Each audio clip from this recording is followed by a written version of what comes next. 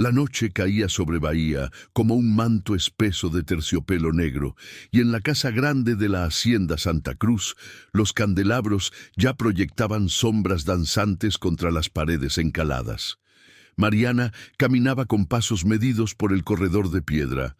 Sus pies descalzos apenas susurraban contra el suelo frío. Llevaba en las manos una bandeja de plata con copas de cristal que reflejaban la luz dorada de las velas, y aunque su rostro permanecía sereno, su corazón latía con la fuerza de un tambor de guerra. Había aprendido desde niña que una mujer en su posición debía ser invisible, silenciosa como la brisa que apenas mueve las cortinas. Pero esa noche, mientras los preparativos para la gran fiesta del coronel Enrique de Albuquerque alcanzaban su punto más febril, Mariana cargaba en su pecho un secreto que amenazaba con desgarrarla por dentro. Tenía 26 años y toda su vida había transcurrido entre esos muros. Su madre, Joana, había muerto cuando ella tenía apenas 12 años, dejándola sola para enfrentar el peso de una existencia que nunca había elegido. El coronel la había comprado en el mercado de Salvador cuando era apenas una niña, y desde entonces Mariana había sido propiedad de la familia Albuquerque. Había aprendido a leer en secreto, observando las lecciones que la señora Beatriz daba a sus hijas, memorizando cada letra, cada palabra, como si fueran tesoros robados. Y ahora ese conocimiento prohibido la había convertido en testigo de algo que nadie más en la hacienda sabía. Si estás disfrutando esta historia, suscríbete y déjanos un comentario contándonos desde dónde nos estás viendo. Ahora continuemos con lo que Mariana estaba a punto de descubrir. 3 semanas atrás, mientras limpiaba el estudio del coronel, Mariana había encontrado una carta. No era su intención leerla, pero el nombre que apareció en el encabezado la detuvo en seco. Joaquim, su hermano menor. Hacía años que no sabía nada de él, desde que el coronel lo había vendido a una plantación de caña en Recife cuando apenas tenía 14 años. Sus manos temblaron mientras leía las líneas escritas con letra torpe, pero clara. Joaquim le contaba a un amigo sobre las condiciones brutales en la plantación, sobre los castigos inhumanos, sobre un levantamiento que estaban planeando para la próxima cosecha. Pero lo más escalofriante era la última línea. El coronel Enrique lo sabe todo. Ha enviado tropas para aplastarnos antes de que podamos actuar. El estómago de Mariana se retorció. El coronel había interceptado esa carta. Sabía de los planes de su hermano y de los otros hombres, y no había hecho nada para advertirles. Simplemente había preparado una trampa mortal. La fecha del supuesto levantamiento coincidía exactamente con la semana de la gran fiesta que el coronel estaba organizando, una celebración ostentosa para mostrar su poder ante los oficiales del gobierno provincial y los otros hacendados de la región. Mientras él brindaba con champán francés y los músicos tocaban valses europeos, su hermano y decenas de hombres serían masacrados a cientos de kilómetros de distancia. Durante días, Mariana había vivido con ese conocimiento como un hierro candente en el pecho. No podía hablar con nadie. Cualquier palabra fuera de lugar podría costarle la vida o algo peor. La señora Beatriz, esposa del coronel, era una mujer de modales refinados, pero de corazón frío como el mármol de las estatuas que decoraban el jardín. Las hijas del coronel, Isabel y Clara, apenas la miraban como si fuera parte del mobiliario. Y los otros esclavos de la casa estaban demasiado aterrorizados como para arriesgar sus vidas en una causa que parecía perdida desde el principio. Pero Mariana no podía quedarse callada. No cuando se trataba de Joaquim, el niño que solía perseguirla por los patios traseros de la casa, el que le robaba frutas del árbol de mango y compartía con ella los dulces que a veces conseguían de las cocinas. El hermano que había llorado en sus brazos la noche antes de ser vendido, haciéndole prometer que encontraría la manera de liberarse, de vivir una vida diferente. La casa grande hervía de actividad. Esclavos domésticos iban y venían cargando muebles, flores frescas del jardín, cajas de vino importado. En la cocina, Teresa, la cocinera principal, gritaba órdenes mientras preparaba los banquetes que se servirían durante 3 noches consecutivas. El aire olía a especias exóticas, a azúcar quemada, a carne asándose en enormes fogones. Mariana dejó la bandeja sobre una mesa del salón principal y observó cómo los trabajadores colgaban cortinas de seda color burdeos en las ventanas. Todo debía ser perfecto. El coronel Enrique de Albuquerque no toleraba ni el más mínimo error. El coronel era un hombre de 52 años, alto y corpulento, con un bigote gris perfectamente recortado y ojos que brillaban con la dureza del acero. Había hecho su fortuna en el comercio de esclavos y en las plantaciones de tabaco, y ahora se consideraba uno de los hombres más influyentes de toda Bahía. Su voz retumbaba por los corredores como un trueno, y cuando caminaba, todos se apartaban de su camino. Mariana lo había visto ordenar castigos terribles por infracciones menores. Había visto cómo su rostro permanecía impasible mientras el látigo caía una y otra vez sobre espaldas desnudas. No era un hombre que conociera la piedad. Esa tarde, mientras el sol descendía hacia el horizonte tiñendo el cielo de naranja y púrpura, Mariana fue llamada al despacho del coronel. Su corazón dio un vuelco. ¿Acaso había descubierto que ella había leído la carta? Se limpió las manos sudorosas en su vestido de algodón blanco y llamó suavemente a la puerta de madera tallada. «¡Adelante!», resonó la voz grave del coronel. Mariana entró con la cabeza baja, como le habían enseñado desde niña. El coronel estaba sentado detrás de su enorme escritorio de caoba, revisando documentos con una pluma en la mano. No levantó la vista cuando habló. «Mariana, durante la fiesta estarás a cargo de servir en el salón principal. La señora Beatriz confía en tu discreción y tu eficiencia. No puedo permitir que nada salga mal. ¿Entiendes?» «Sí, señor», respondió ella con voz apenas audible. «Bien, puedes retirarte». Mariana salió del despacho con las piernas temblorosas. Servir en el salón principal significaba estar en el centro de todo, cerca de las conversaciones más importantes, visible ante todos los invitados poderosos. Era tanto una oportunidad como un peligro. Si iba a hacer algo, si iba a encontrar alguna manera de ayudar a su hermano, tendría que ser durante esa fiesta. Los 2 días siguientes pasaron en un borrón de preparativos. Mariana apenas dormía. Su mente trabajaba sin descanso buscando una solución. Consideró escribir una carta anónima para advertir a las autoridades sobre la masacre planeada. Pero, ¿cómo haría llegar esa carta? ¿Y qué autoridades la escucharían a ella, una esclava sin nombre ni poder? Consideró hablar con alguno de los invitados durante la fiesta, pero ¿quién creería su palabra contra la del coronel Enrique de Albuquerque? La noche de la fiesta llegó con una luna llena que colgaba en el cielo como una perla gigante. Los primeros invitados comenzaron a llegar en elegantes carruajes, los hombres vestidos con levitas negras y sombreros de copa, las mujeres con vestidos de seda y joyas que destellaban a la luz de las antorchas.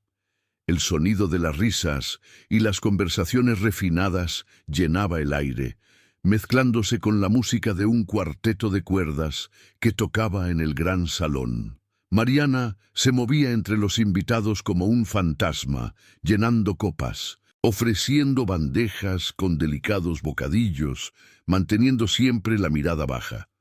Pero sus oídos estaban atentos a cada conversación. Escuchó a un hacendado de Santo Amaro quejarse de la reciente sequía. Escuchó a la esposa del juez provincial comentar sobre la última moda de París. Escuchó al coronel presumir sobre sus propiedades, sobre su influencia en la corte de Río de Janeiro. Y entonces, cerca de la medianoche, escuchó algo que hizo que su sangre se helara. ¿Es verdad lo que dicen sobre esos insurgentes en Recife?, preguntó un hombre joven con uniforme militar. El coronel Enrique sonrió ampliamente, el bigote gris temblando con satisfacción. Todo bajo control, teniente. Para el jueves ese problema estará completamente resuelto. Tenemos informantes bien posicionados. Los hombres rieron y brindaron. Mariana sintió que el suelo se movía bajo sus pies. El jueves. Faltaban solo 2 días. 2 días antes de que su hermano y todos esos hombres caminaran directo hacia una trampa mortal. Mientras servía más vino, sus manos temblaban tanto que casi derrama una copa sobre el vestido de seda de la señora del intendente. Logró controlarse en el último momento, pero el incidente no pasó desapercibido. La señora Beatriz la observó con ojos entrecerrados desde el otro lado del salón, y Mariana supo que tendría que ser más cuidadosa. No podía permitirse cometer errores, no esa noche.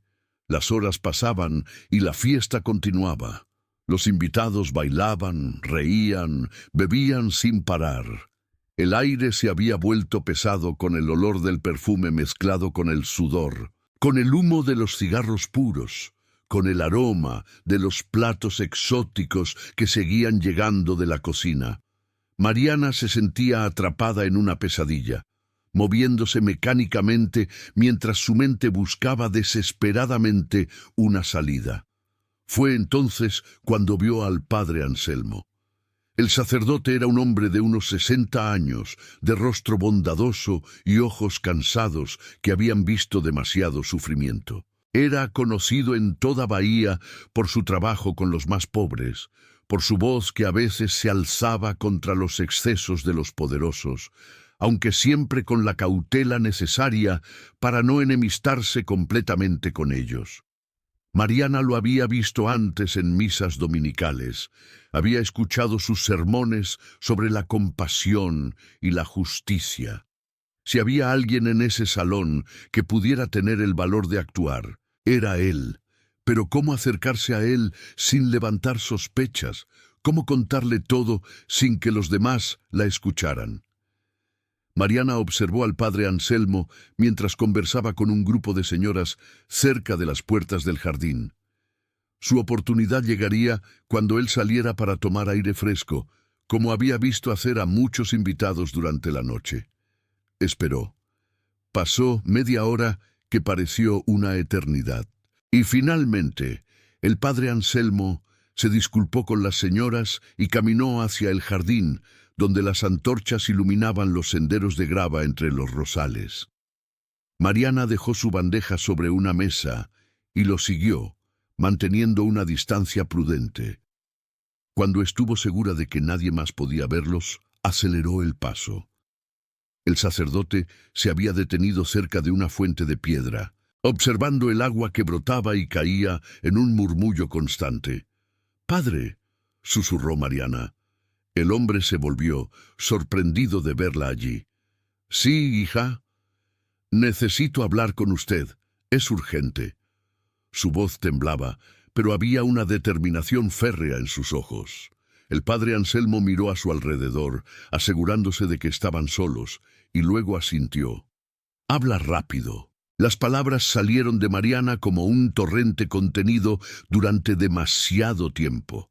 Le contó sobre la carta, sobre su hermano Joaquín, sobre la trampa que el coronel había preparado, sobre los hombres que morirían si alguien no hacía algo. Habló rápido, con la voz quebrada por la emoción, consciente de que cada segundo que pasaba aumentaba el riesgo de ser descubierta. El rostro del padre Anselmo se ensombreció a medida que escuchaba. Cuando Mariana terminó, guardó silencio durante un momento que pareció interminable. Los sonidos de la fiesta llegaban amortiguados desde el salón, risas y música que contrastaban brutalmente con la conversación que estaban teniendo. «Esto es muy grave, hija», dijo finalmente el sacerdote. «Si lo que dices es verdad, estamos hablando de un crimen terrible, pero también es extremadamente peligroso para ti. El coronel Enrique es un hombre poderoso. Si descubre que me has contado esto...» «Lo sé», interrumpió Mariana. «Lo sé mejor que nadie. Pero no puedo quedarme callada. No puedo dejar que mi hermano muera cuando tengo la oportunidad de hacer algo». El padre Anselmo la miró con una mezcla de admiración y tristeza. «Eres muy valiente. Déjame pensar en qué puedo hacer, pero debes volver al salón antes de que alguien note tu ausencia. Ve, rápido». Mariana asintió y se dio la vuelta para regresar a la casa. Pero antes de que pudiera dar 2 pasos, una voz la detuvo en seco.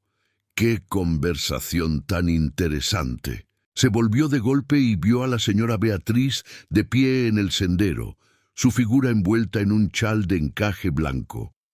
¿Cuánto había escuchado? El rostro de la mujer era una máscara impenetrable, pero sus ojos brillaban con algo que podía ser curiosidad o ira. Mariana sintió que su corazón se detenía. «Señora, yo...»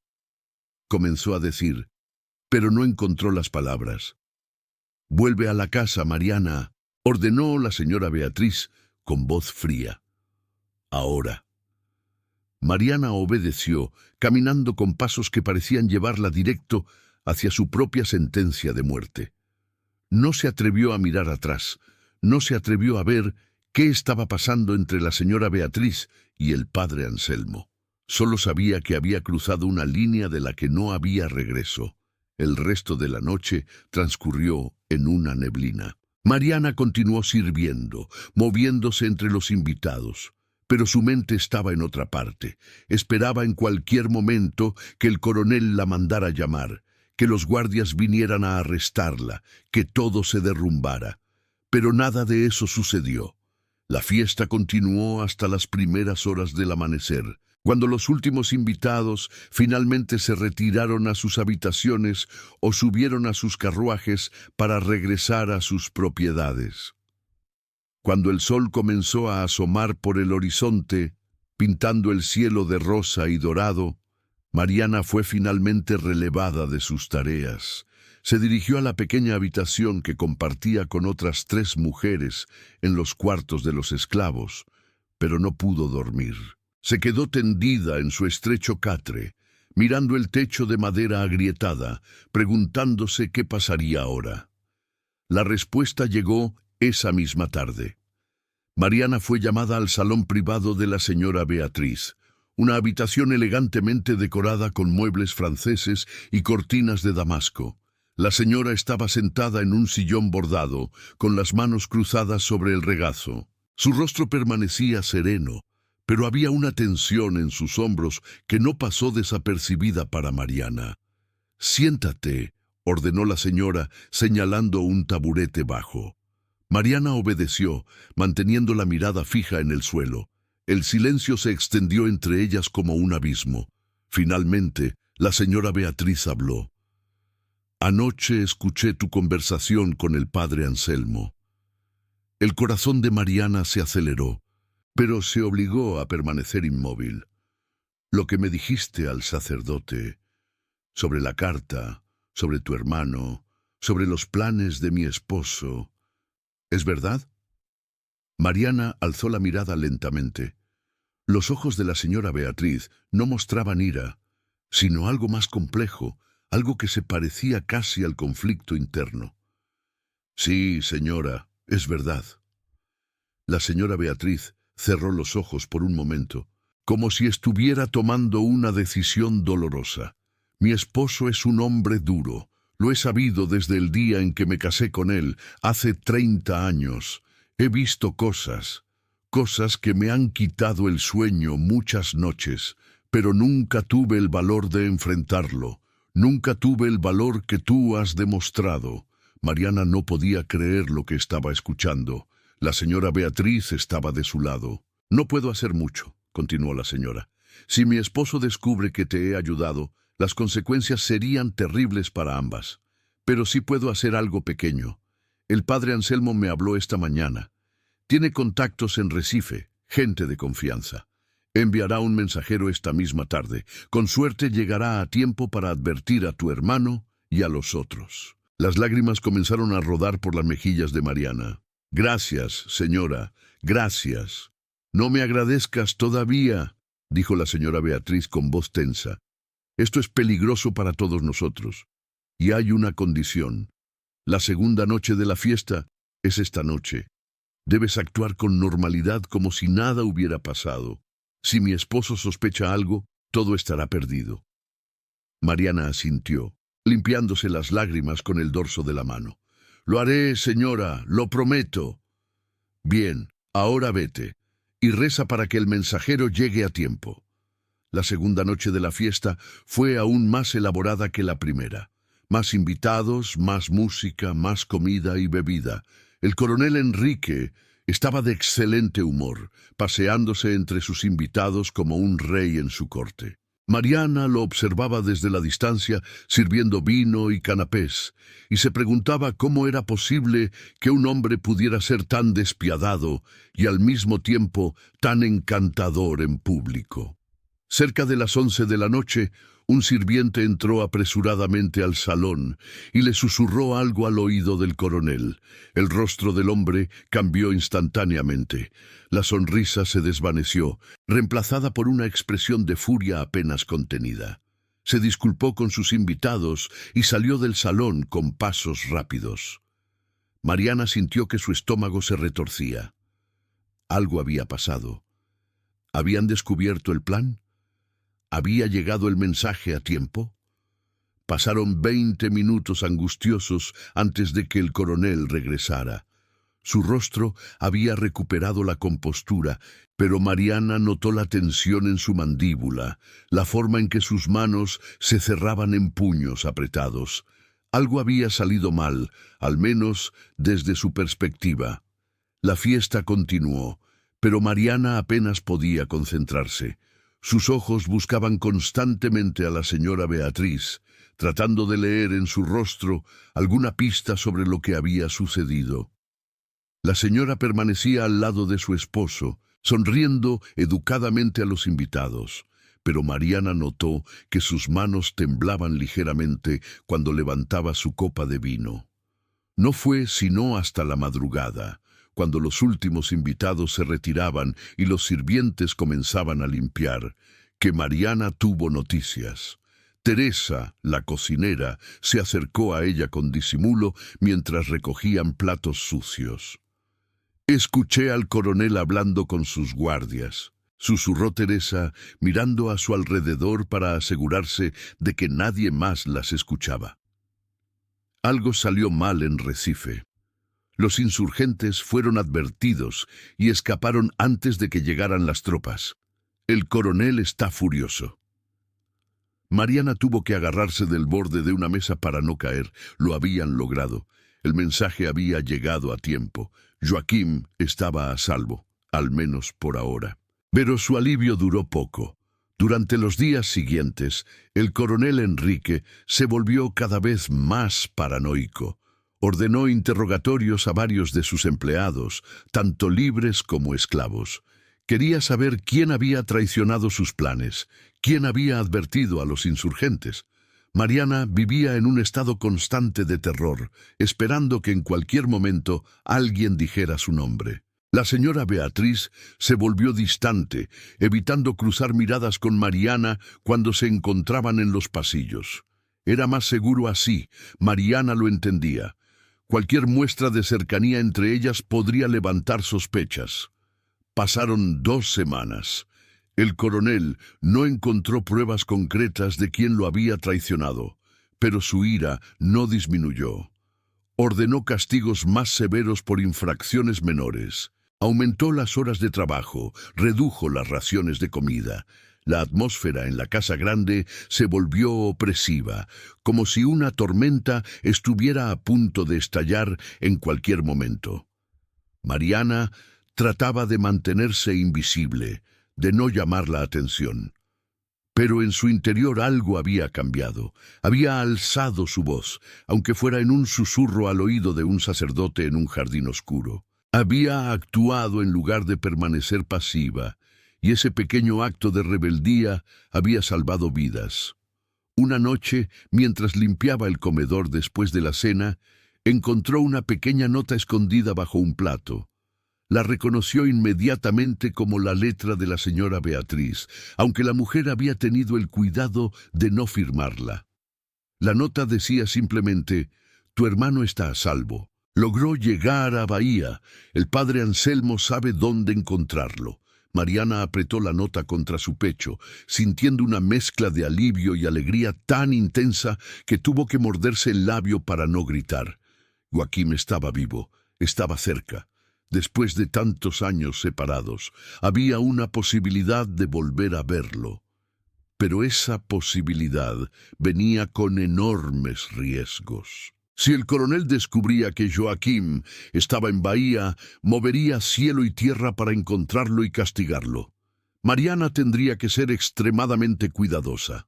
Los meses que siguieron fueron los más difíciles de su vida. Durante el día continuaba con sus tareas en la casa grande, sirviendo a la familia Albuquerque con la misma eficiencia silenciosa de siempre. Pero en las noches, cuando todos dormían, Mariana comenzó a planear.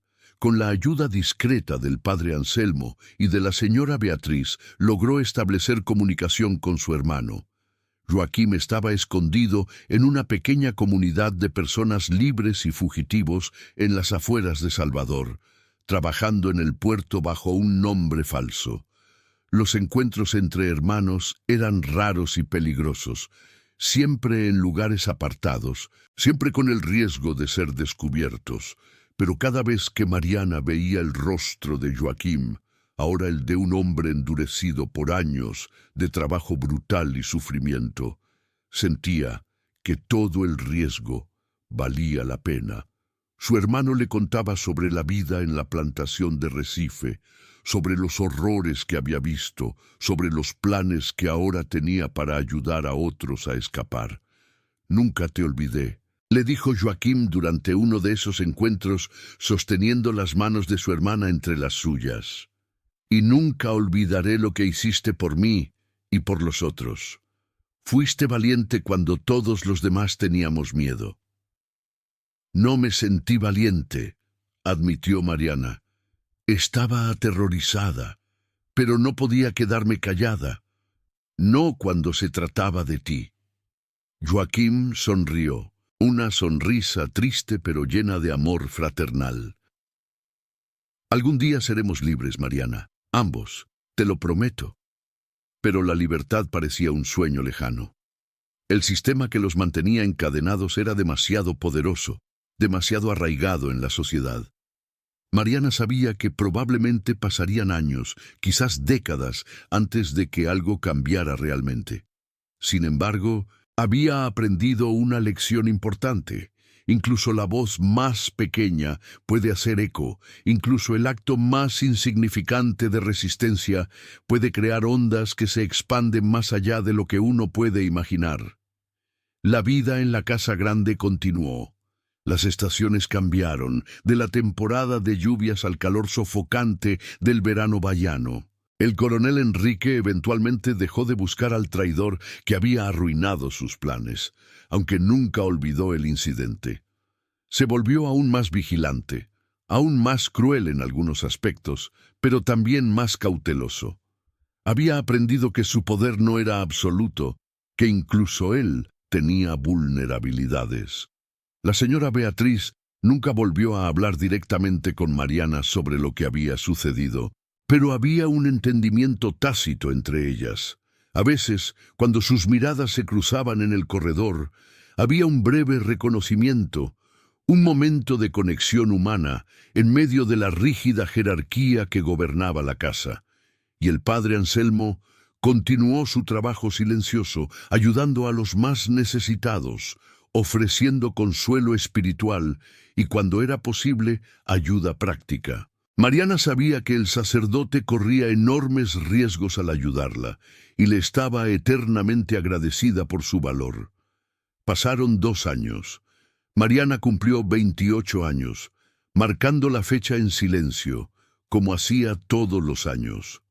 No había celebraciones para ella, no había regalos ni felicitaciones, pero ese año se permitió un pequeño momento de satisfacción. Había sobrevivido, había salvado a su hermano, había demostrado que incluso en las circunstancias más opresivas la dignidad humana podía resistir. Fue en esa época cuando comenzaron a circular rumores por toda Bahía.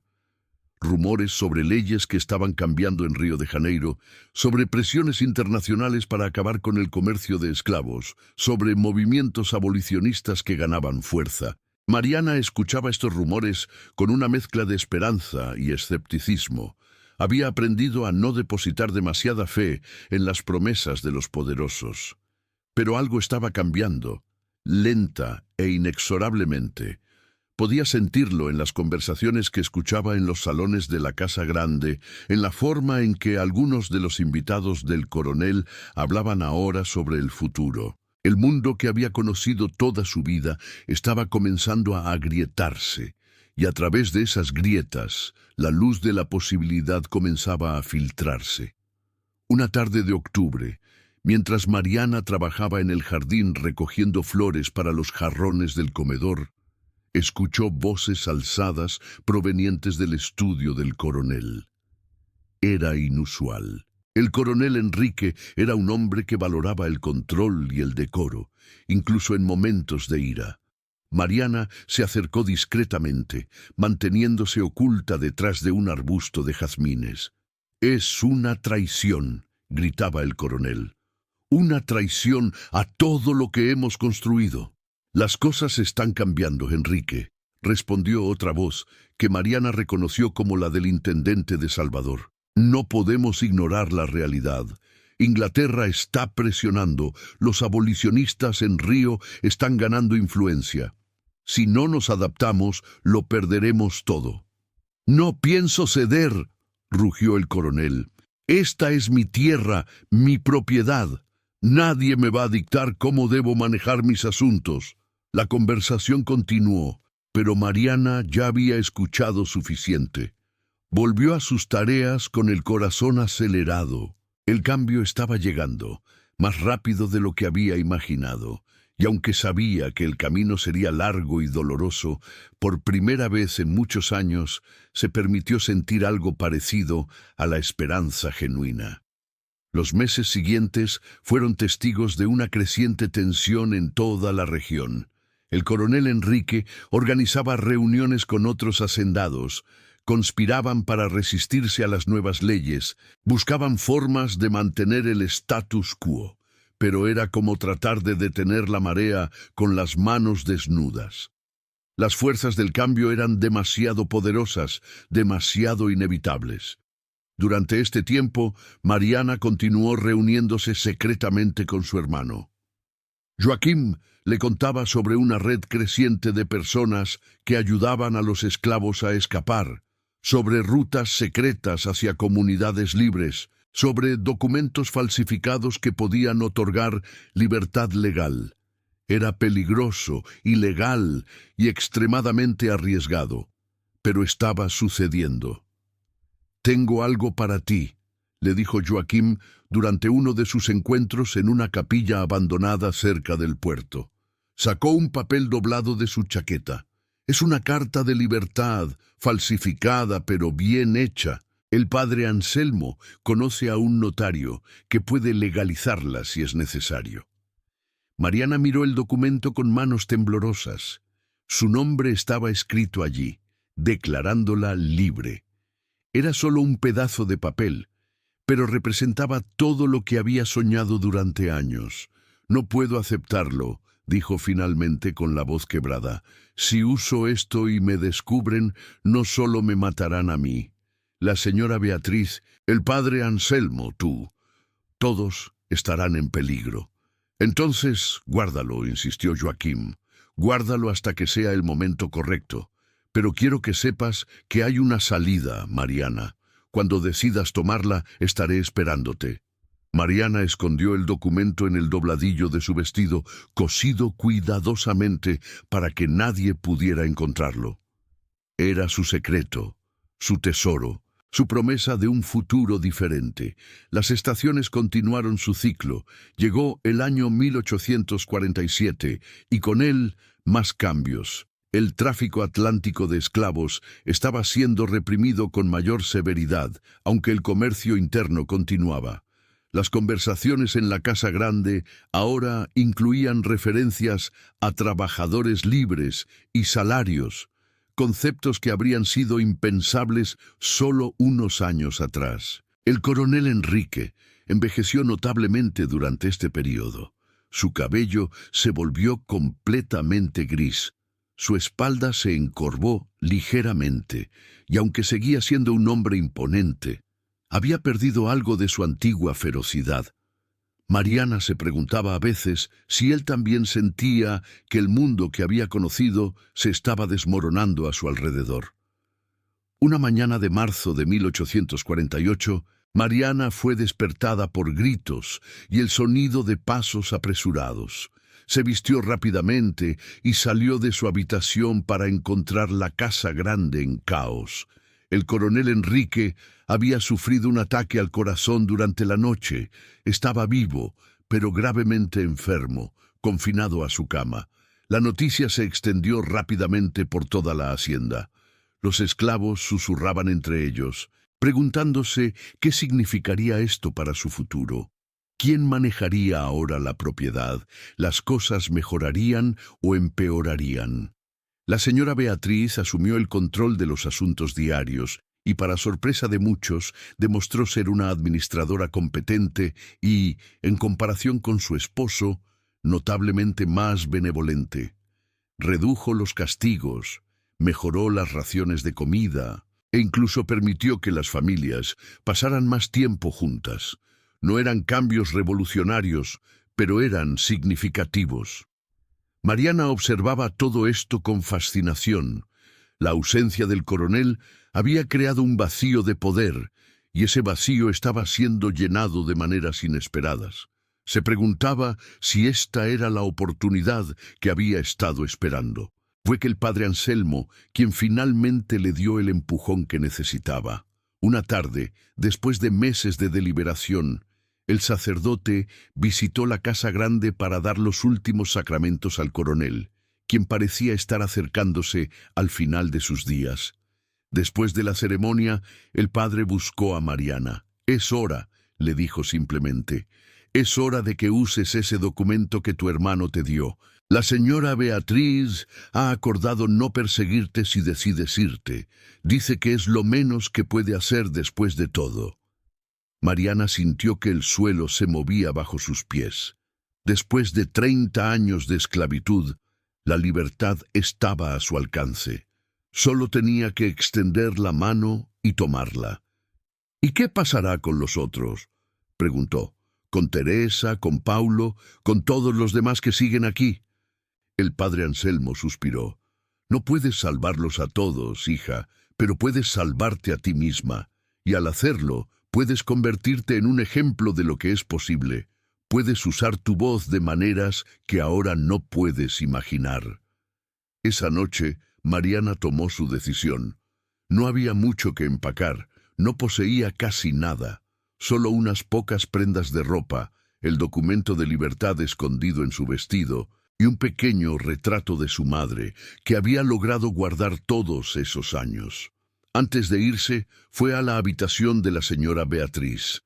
La mujer estaba sentada junto a la ventana, mirando hacia el jardín oscuro. Se veía cansada, envejecida, como si los años de silencio cómplice hubieran cobrado su precio. «Vine a despedirme, señora», dijo Mariana suavemente. La señora Beatriz se volvió hacia ella, y por primera vez en todos los años que habían compartido ese espacio, sonrió con verdadera calidez. «Fuiste valiente aquella noche en el jardín, Mariana, más valiente de lo que yo he sido en toda mi vida. Ve Vive la vida que mereces. Y si alguna vez tienes la oportunidad de contar tu historia, cuéntala, que el mundo sepa lo que sucedió aquí. Lo haré, señora, se lo prometo. Las dos mujeres se miraron por un momento, separadas por años de jerarquía y opresión, pero conectadas por un acto compartido de resistencia. Luego Mariana se dio la vuelta y salió de la habitación, caminando por los corredores de la casa grande por última vez. Afuera, en la oscuridad del jardín, Joaquín la esperaba con un pequeño caballo. ¿Lista?, preguntó. «Lista», respondió Mariana, y por primera vez en su vida sintió que realmente lo estaba. Cabalgaron a través de la noche, alejándose de la hacienda Santa Cruz, dejando atrás 3 décadas de esclavitud. El camino hacia Salvador era largo, pero lo recorrieron sin mirar atrás. Cuando el sol comenzó a salir, pintando el cielo de colores imposibles, Mariana respiró profundamente. El aire sabía diferente. Olía a libertad. En Salvador, Joaquín la llevó a la comunidad donde había estado viviendo. Era un barrio pobre, pero vibrante y lleno de vida. Allí conoció a docenas de otras personas que habían escapado de la esclavitud, que habían comprado su libertad, o que habían nacido libres, pero vivían en los márgenes de la sociedad. Eran pescadores, trabajadores portuarios, lavanderas, artesanos. Vivían vidas modestas pero propias. Mariana comenzó a trabajar como costurera, un oficio que había aprendido en la casa grande. Sus manos, que durante años habían servido a otros, ahora trabajaban para ella misma. El dinero que ganaba era poco, pero era suyo. Cada moneda que ahorraba era un pedazo de autonomía, un ladrillo en la construcción de su nueva vida. Los meses pasaron. Mariana se integró lentamente a su nueva comunidad. Hizo amistades, aprendió a navegar por la ciudad como mujer libre, descubrió placeres simples que nunca había conocido. Caminar por la playa al atardecer, comprar frutas en el mercado porque le gustaban y no porque alguien se lo ordenara. Dormir cuando estaba cansada sin esperar el permiso de nadie. Pero también descubrió que la libertad legal no era lo mismo que la libertad completa. Los prejuicios persistían. Las oportunidades eran limitadas. El sistema que había sostenido la esclavitud durante siglos no desaparecería de la noche a la mañana solo porque un pedazo de papel dijera que ella era libre. Fue entonces cuando Mariana recordó las palabras de la señora Beatriz. Si alguna vez tienes la oportunidad de contar tu historia, cuéntala. Con la ayuda del padre Anselmo, quien seguía siendo un aliado y amigo, Mariana comenzó a asistir a reuniones de grupos abolicionistas. Al principio, solo escuchaba, pero gradualmente encontró el valor para compartir su propia experiencia. Contó sobre la carta que había encontrado, sobre la decisión de hablar a pesar del riesgo, sobre los hombres cuyas vidas habían sido salvadas gracias a ese acto de valentía. Su historia resonó con muchos. Otros comenzaron a compartir sus propias experiencias, sus propios actos de resistencia, pequeños y grandes. Mariana se dio cuenta de que cada voz importaba, que cada testimonio era una pieza del mosaico más grande de la lucha por la libertad y la dignidad. El coronel Enrique de Albuquerque murió en el otoño de 1848, sin recuperarse nunca del ataque que había sufrido. Mariana se enteró de la noticia semanas después y sintió nada, ni alegría ni tristeza. El hombre había sido una fuerza dominante en su vida durante 3 décadas. Pero ahora que estaba muerta, se dio cuenta de que él no definía quién era ella. Su historia no comenzaba ni terminaba con él. La hacienda Santa Cruz fue eventualmente dividida entre las hijas del coronel. Isabel vendió su parte y se mudó a Río de Janeiro. Clara, la menor, mantuvo su porción, pero la administró de manera muy diferente a como lo había hecho su padre. Con el tiempo, liberó a muchos de los esclavos y contrató trabajadores libres. No fue un acto de pura bondad. Las presiones económicas y sociales hicieron que fuera la decisión más práctica. Pero fuera cual fuera la motivación, el resultado fue que docenas de personas ganaron su libertad. Los años siguientes vieron cambios monumentales en todo Brasil. La presión abolicionista creció, alimentada por testimonios como el de Mariana y por los cambios globales en las actitudes hacia la esclavitud. Hubo resistencia feroz de aquellos que se beneficiaban del sistema, pero la marea del cambio era imparable. Mariana vivió para ver la abolición completa de la esclavitud en Brasil en 1888, 40 años después de haber obtenido su propia libertad. Tenía 66 años para entonces, una mujer mayor, pero todavía fuerte, todavía lúcida, todavía comprometida con la causa de la justicia. El día en que se firmó la Ley Áurea, Mariana estaba en Salvador, rodeada de su hermano Joaquim, de sus nietos. Joaquim se había casado y tenido hijos, y de los muchos amigos que había hecho a lo largo de las décadas. Hubo celebraciones en las calles, música y baile, lágrimas de alegría y alivio. Pero Mariana también sabía que el trabajo no había terminado.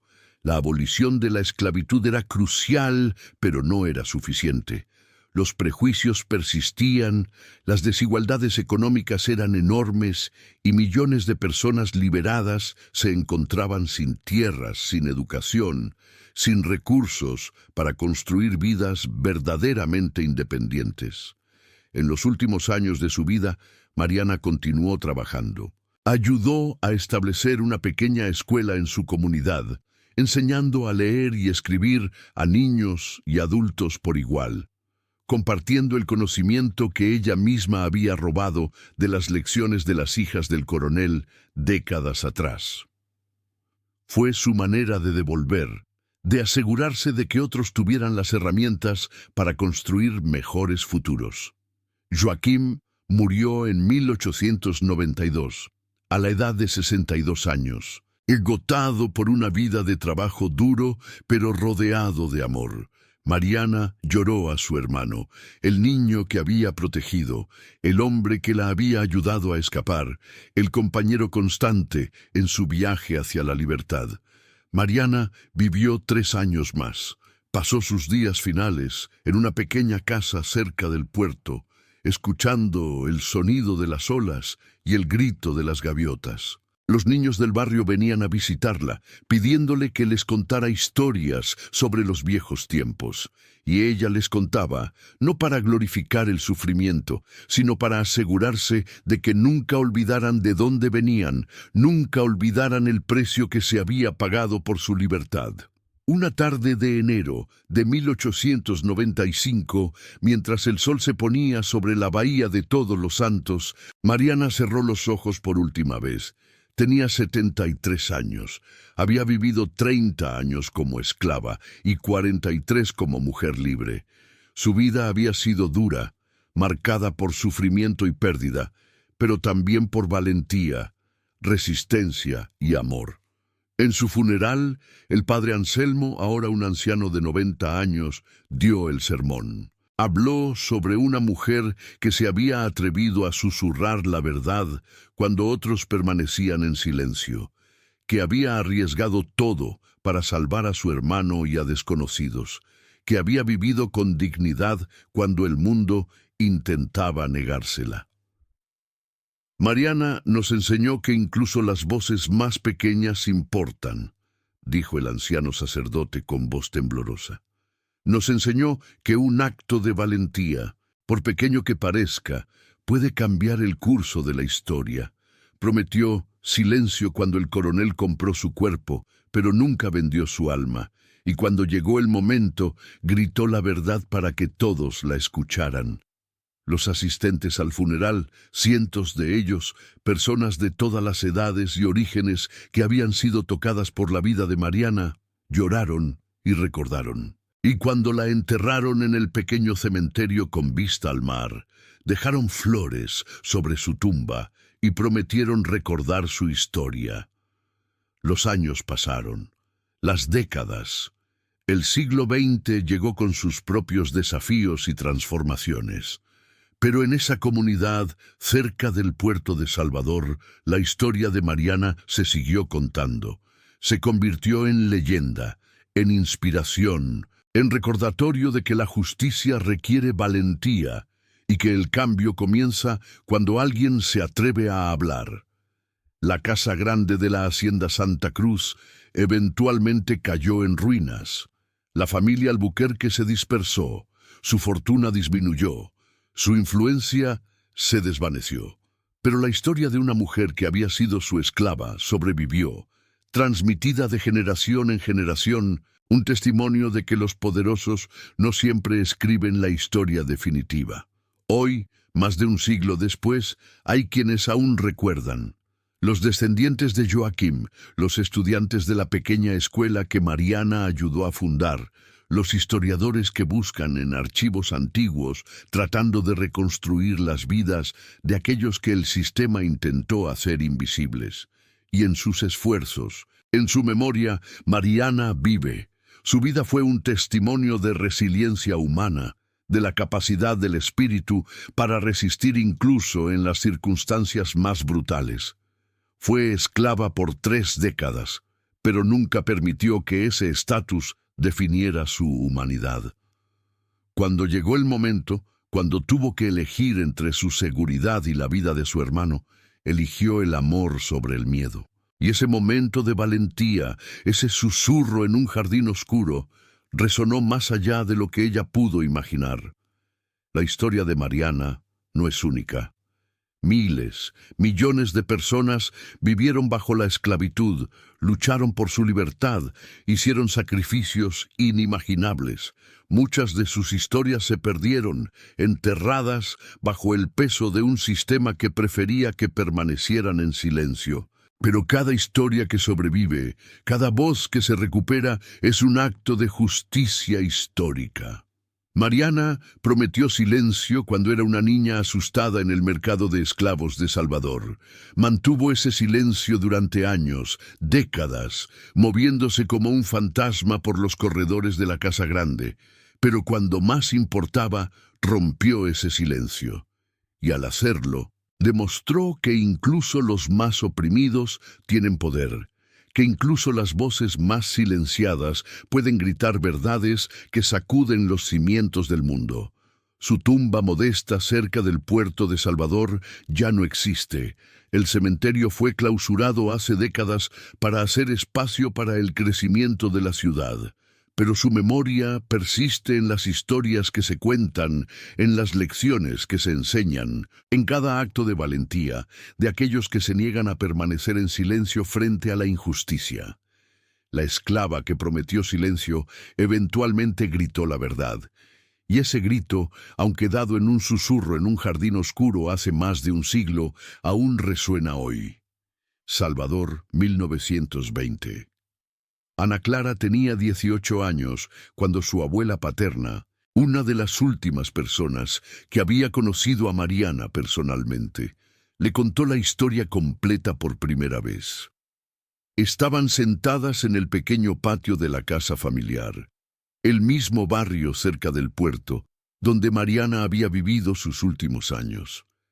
La anciana, con más de 80 años, hablaba con voz temblorosa pero clara, sus ojos brillando con la intensidad de los recuerdos. «Tu tatarabuela Mariana era una mujer de coraje extraordinario», comenzó la abuela, «y es importante que conozcas su historia porque su sangre corre por tus venas.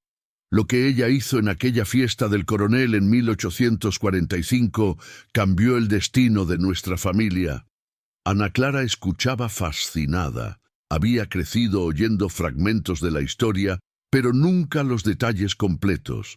Ahora, mientras su abuela narraba cada evento, desde el descubrimiento de la carta hasta el escape final de la hacienda Santa Cruz, sentía una conexión profunda con aquella mujer que había muerto 25 años antes de su nacimiento.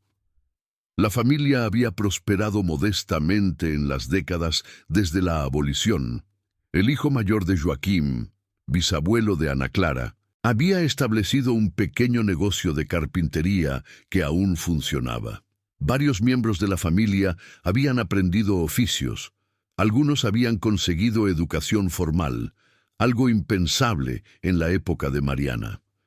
Pero el progreso había sido lento y lleno de obstáculos. El Brasil que Mariana ayudó a cambiar todavía está lleno de injusticias, continuó la abuela. La esclavitud terminó, pero los prejuicios no.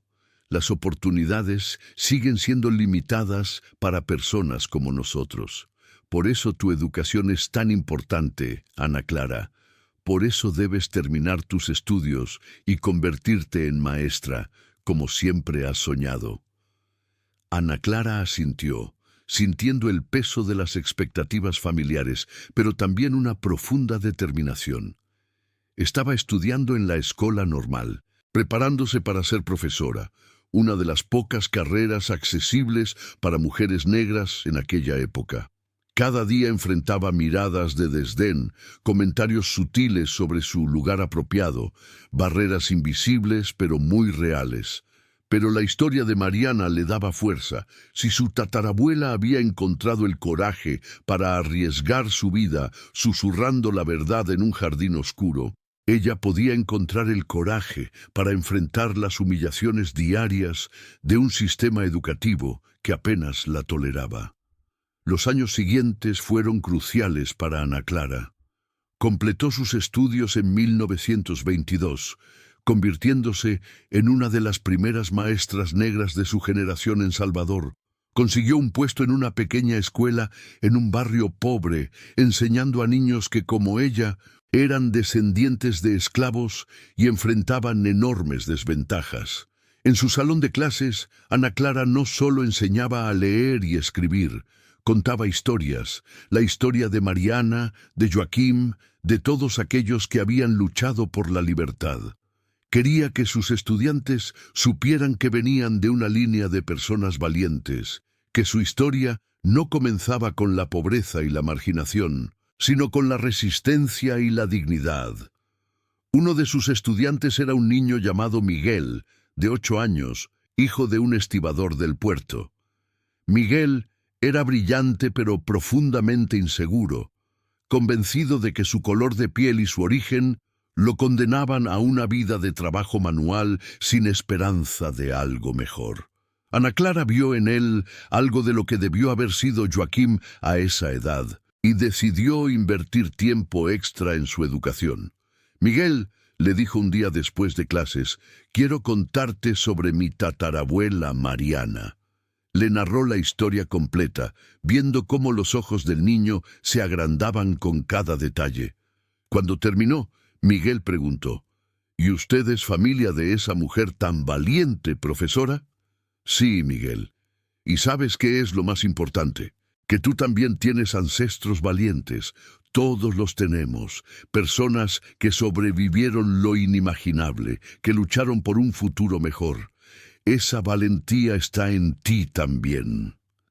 Las palabras de Ana Clara plantaron una semilla.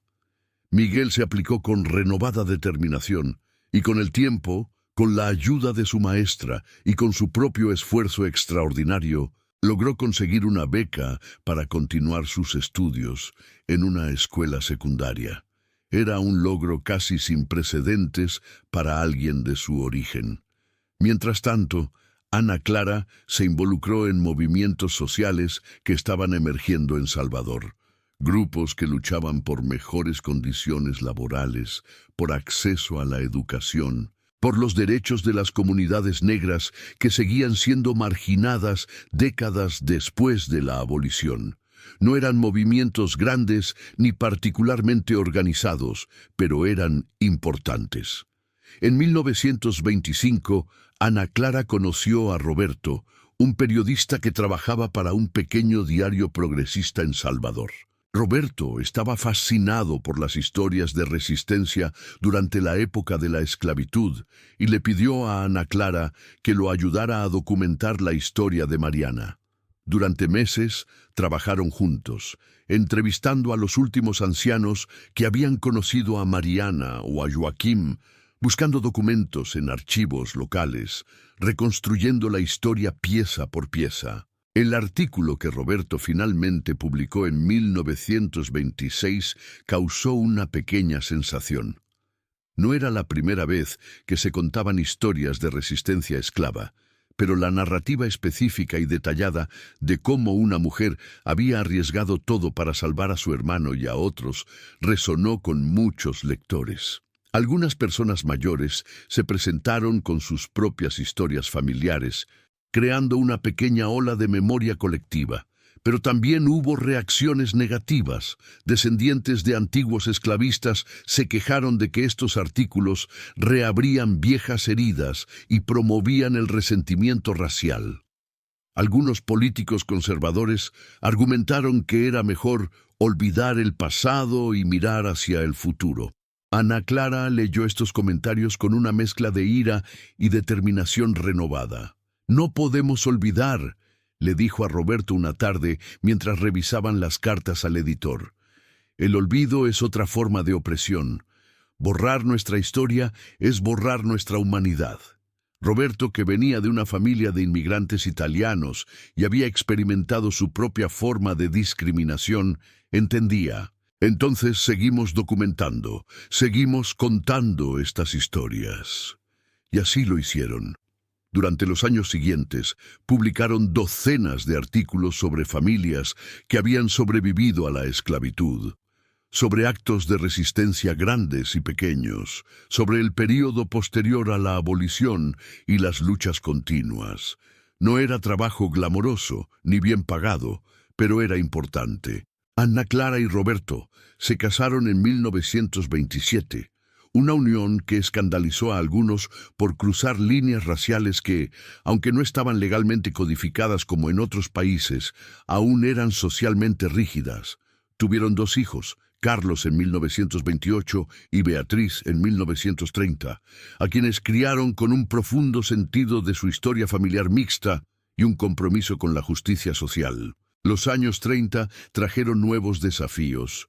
La depresión económica global afectó profundamente a Brasil y las comunidades más pobres sufrieron desproporcionadamente. Ana Clara vio a muchos de sus antiguos estudiantes abandonar la escuela para trabajar, vio familias desplazadas, vio cómo los avances modestos que se habían logrado parecían retroceder. Pero también vio resiliencia. Vio comunidades apoyándose mutuamente, compartiendo lo poco que tenían. Vio a sus propios hijos crecer conscientes de las injusticias, pero también llenos de esperanza. Y vio cómo la historia de Mariana continuaba inspirando a nuevas generaciones. En 1935, cuando Ana Clara tenía 33 años, recibió una visita inesperada. Un hombre mayor, elegantemente vestido, preguntó por ella en la escuela. Se presentó como Fernando de Albuquerque, nieto del coronel Enrique. Ana Clara lo recibió con cautela en su oficina. ¿Qué podría querer un descendiente de la familia que había esclavizado a Mariana? Fernando habló con voz suave, casi avergonzada.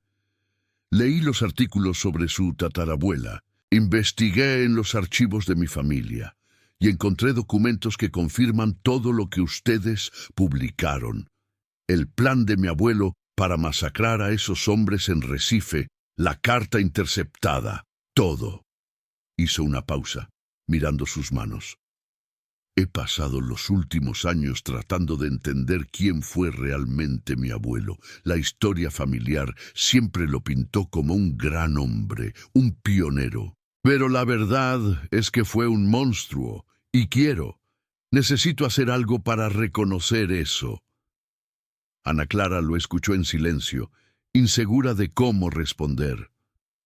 He establecido un fondo educativo, continuó Fernando, para descendientes de personas que fueron esclavizadas por mi familia. Es poco, lo sé, no puede deshacer el daño, pero es algo. ¿Por qué me cuenta esto?, preguntó Ana Clara finalmente. Porque su tatarabuela tuvo el coraje de enfrentar a mi abuelo cuando era el hombre más poderoso de la región. Usted y su esposo tienen el coraje de contar estas historias cuando muchos preferirían olvidarlas. Yo solo estoy tratando de encontrar una fracción de ese coraje para enfrentar la verdad sobre mi propia familia. No se hicieron amigos exactamente. El abismo entre sus historias familiares era demasiado grande para eso, pero desarrollaron un respeto mutuo, y el fondo educativo de Fernando eventualmente ayudó a docenas de jóvenes a continuar sus estudios. Los años pasaron. La Segunda Guerra Mundial sacudió al mundo y Brasil se vio arrastrado al conflicto. Carlos, el hijo de Ana Clara, se alistó en 1944 y sirvió en Italia con la Fuerza Expedicionaria Brasileña. Sobrevivió a la guerra, pero regresó cambiado, habiendo visto horrores que nunca había imaginado.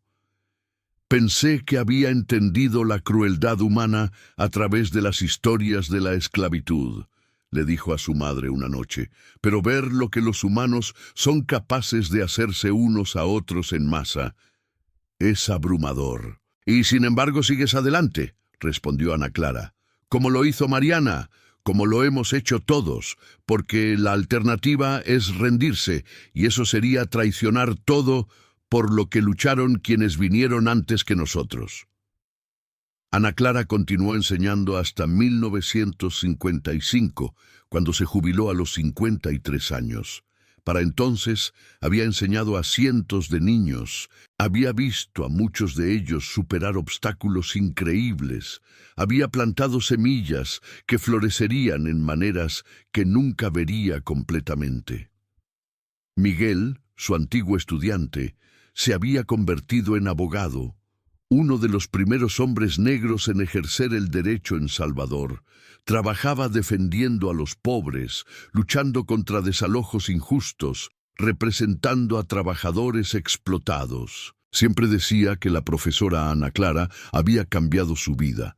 En sus años de jubilación, Ana Clara escribió: documentó no solo la historia de Mariana, sino las historias de docenas de otras familias en su comunidad. Creó un archivo personal de memoria oral, grabando entrevistas con ancianos, preservando historias que de otra manera se habrían perdido. ¿Por qué sigues haciendo esto, mamá?, le preguntó Beatriz, su hija, que se había convertido en enfermera. Ya te jubilaste, podrías descansar. Porque estas historias importan, respondió Ana Clara, porque cada vez que olvidamos, perdemos un pedazo de quienes somos, y porque le prometí a mi abuela, y a través de ella a Mariana, que mantendría viva la memoria.